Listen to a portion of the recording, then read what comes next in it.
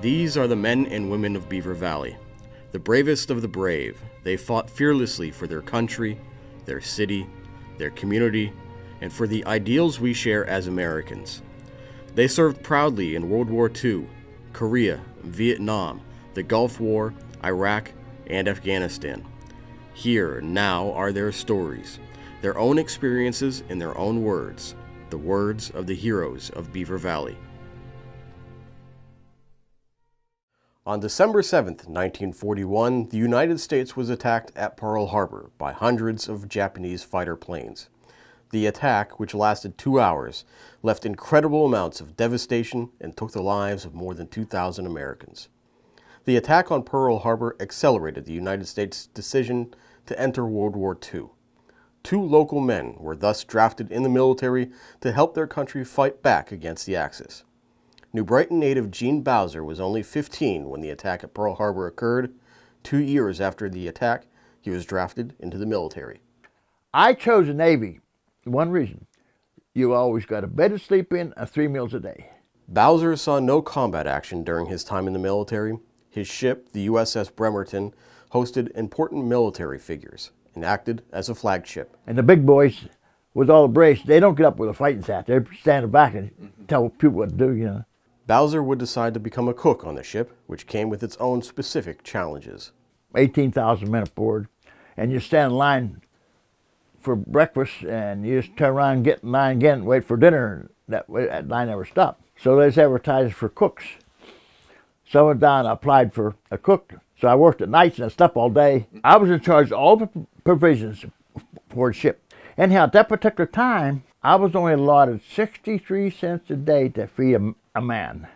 We had good rations, good food, but our biggest thing, we didn't get no fresh vegetables and stuff. Even though Bowser didn't see combat, he did have memorable experiences. We got a distress signal from a little Japanese ship that was run ashore, and we took off after it. We was making circles around this island to make waves to try to work it off. They were starving. I don't know how long they had been there before we got word. And I was designated to take food over to these Japanese, which, you know, well, anyhow, they were so thankful for me for bringing some food over to them. While Bowser was in the South Pacific, ed-glenz was with the Army's 69th Cavalry Reconnaissance Troop, mechanized, serving in the motor pool. I landed in England December of '44. Well, that first Christmas, yeah, we just more or less ignored Christmas. We had things to do. We was getting organized, getting ready to go over across that channel. His job in the motor pool was to help modify and repair vehicles. When we got over in Germany, one of our boys almost, well, we encountered that piano wire spread across the road, and it pretty well tore his side of his face up. Our officers immediately made contact with somebody so that we could put those hooks on the front of the Jeep. It's got a hook on it. If you're driving down the road, it catches that wire and cuts it. Though his position within the Army allowed him to remain relatively untouched by direct combat activities, there were still concerning instances.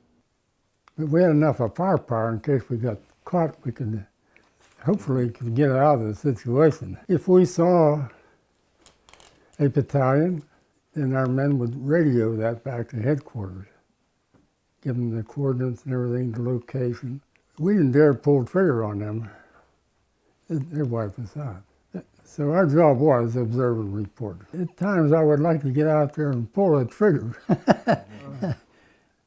The cities were really bombed out.